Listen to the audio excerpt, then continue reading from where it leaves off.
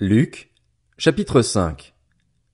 Un jour, Jésus se trouvait au bord du lac de Génézareth et la foule se pressait autour de lui pour entendre la parole de Dieu. Il vit au bord du lac deux barques. Les pêcheurs en étaient descendus pour laver leurs filets. Il monta dans l'une de ces barques, qui appartenait à Simon, et il le pria de s'éloigner un peu du rivage. Puis il s'assit, et de la barque il enseignait la foule.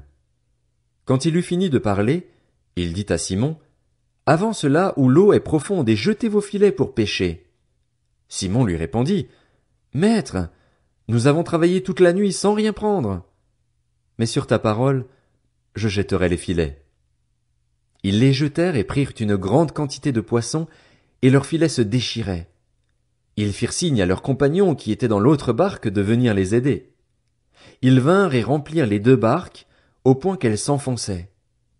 Quand il vit cela, Simon-Pierre tomba aux genoux de Jésus et dit, « Seigneur, éloigne-toi de moi, parce que je suis un homme pécheur. » En effet, lui et tous ceux qui étaient avec lui étaient remplis de frayeur à cause de la pêche qu'ils avaient faite. Il en allait de même pour Jacques et Jean, les fils de Zébédée, les associés de Simon. Jésus dit à Simon, « N'aie pas peur, désormais tu seras pêcheur d'hommes. » Alors ils ramenèrent les barques à terre, laissèrent tout et le suivirent. Alors que Jésus était dans une des villes, un homme couvert de lèpre le vit, tomba le visage contre terre et lui adressa cette prière. « Seigneur, si tu le veux, tu peux me rendre pur. » Jésus tendit la main, le toucha et dit, « Je le veux, sois pur. » Aussitôt la lèpre le quitta. Puis Jésus lui ordonna de n'en parler à personne. Mais, dit-il, va te montrer aux prêtres et offre pour ta purification ce que Moïse a prescrit, afin que cela leur serve de témoignage. On parlait de plus en plus de lui et les gens venaient en foule pour l'entendre et pour être guéris par lui de leur maladie. Mais lui, il se retirait dans les déserts et priait. Un jour, Jésus enseignait.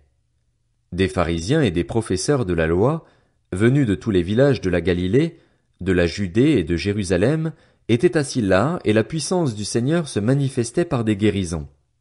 Et voici que des hommes qui portaient un paralysé sur une civière cherchaient à le faire entrer et à le placer devant Jésus. Comme ils n'avaient pas trouvé moyen de l'introduire à cause de la foule, ils montèrent sur le toit et, par une ouverture, ils le descendirent sur sa civière au milieu de l'assemblée, devant Jésus. Voyant leur foi, Jésus dit, « Mon ami, tes péchés te sont pardonnés. » Les spécialistes de la loi et les pharisiens se mirent à raisonner et à dire, « Qui est cet homme qui profère des blasphèmes? Qui peut pardonner les péchés, si ce n'est Dieu seul? » Jésus connaissait leurs pensées. Il prit la parole et leur dit, « Pourquoi raisonnez-vous ainsi dans vos cœurs? Qu'est-ce qui est le plus facile à dire? Tes péchés te sont pardonnés? Ou lève-toi et marche? Afin que vous sachiez que le Fils de l'homme a sur la terre le pouvoir de pardonner les péchés, je te l'ordonne, dit-il au paralysé. Lève-toi, prends ta civière et rentre chez toi. Celui-ci se leva immédiatement en leur présence, prit la civière sur laquelle il était couché et rentra chez lui en rendant gloire à Dieu. Tous étaient dans l'étonnement et célébraient la gloire de Dieu. Remplis de crainte, ils disaient, « Nous avons vu aujourd'hui des choses extraordinaires. » Après cela, Jésus sortit et il vit un collecteur d'impôts du nom de Lévi assis au bureau des taxes. Il lui dit, « Suis-moi. » Et laissant tout, il se leva et le suivit. Lévi lui offrit un grand festin dans sa maison, et beaucoup de collecteurs d'impôts et d'autres personnes étaient à table avec eux. Les pharisiens et leurs spécialistes de la loi murmurèrent et dirent à ses disciples, « Pourquoi mangez-vous et buvez-vous avec les collecteurs d'impôts et les pécheurs? » Jésus prit la parole et leur dit, « Ce ne sont pas les gens en bonne santé qui ont besoin de médecins, mais les malades. Je ne suis pas venu appeler des justes, mais des pécheurs, à changer d'attitude. » Ils lui dirent, « Pourquoi les disciples de Jean, tout comme ceux des pharisiens, jeûnent-ils fréquemment et font-ils des prières, tandis que les tiens mangent et boivent? » Jésus leur répondit, « Pouvez-vous faire jeûner les invités à la noce pendant que le marié est avec eux? Les jours viendront où le marié leur sera enlevé, alors ils jeûneront durant ces jours-là. » Il leur dit aussi une parabole.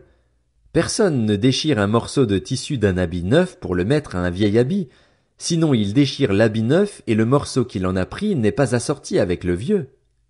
Et personne ne met du vin nouveau dans de vieilles outres, sinon le vin nouveau fait éclater les outres, il coule et les outres sont perdues. Mais il faut mettre le vin nouveau dans des outres neuves et les deux se conservent. Et aussitôt après avoir bu du vin vieux, personne ne veut du nouveau, car il dit, le vieux est meilleur.